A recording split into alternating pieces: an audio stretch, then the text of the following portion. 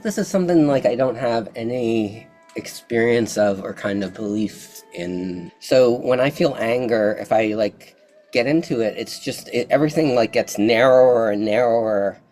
I can't understand how that would change. How could I understand 5% of that? If I let myself be angry, it's just builds and it feels narrower, and I think of more reasons and like, yeah. なるほど、なるほど。tiny, tiny, tiny. Crush it! No more gram! Yay! Your big ego's crushed. No gram existed. I don't know. I don't understand either. I don't know what your question is. You try to understand the anger? No, How no, this you were is practiced? saying, maybe I misunderstood you. I thought you were saying lean into the anger. I mean, Look at and anger directly. look at it. So, but that requires creating a kind of space Yes, where, at least you have to have a practice, like a step back. There are two faculties we use, right? Mindfulness, like a mindful of not forgetting. For Mhm. example, you put the key somewhere, then you are mindful.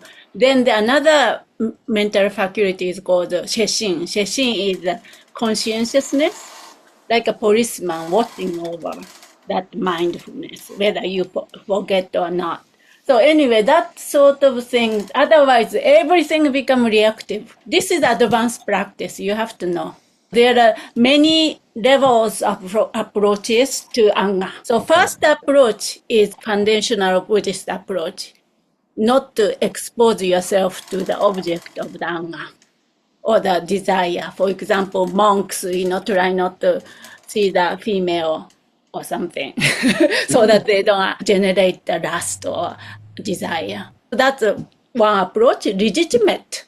If people is in that level. Then the Mahayana approach, transforming those conflicted emotion into, for example, anger into compassion.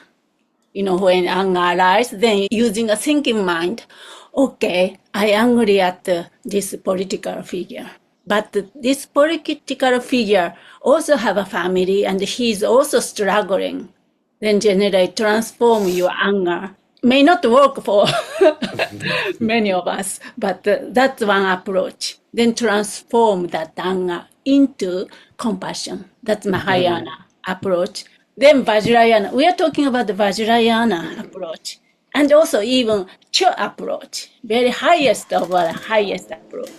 So then Vajrayāna approach, one approach is this one, looking at conflicted emotion directly, looking at anger directly. See if you can see through the nature of anger, nature of this end of this same energies, and awakened energy, awakened qualities. So and the Dakini helps to do that. Therefore, we need to make a relationship with Dakinis. 5 kind of Dakinis, for example, 5 Dakinis.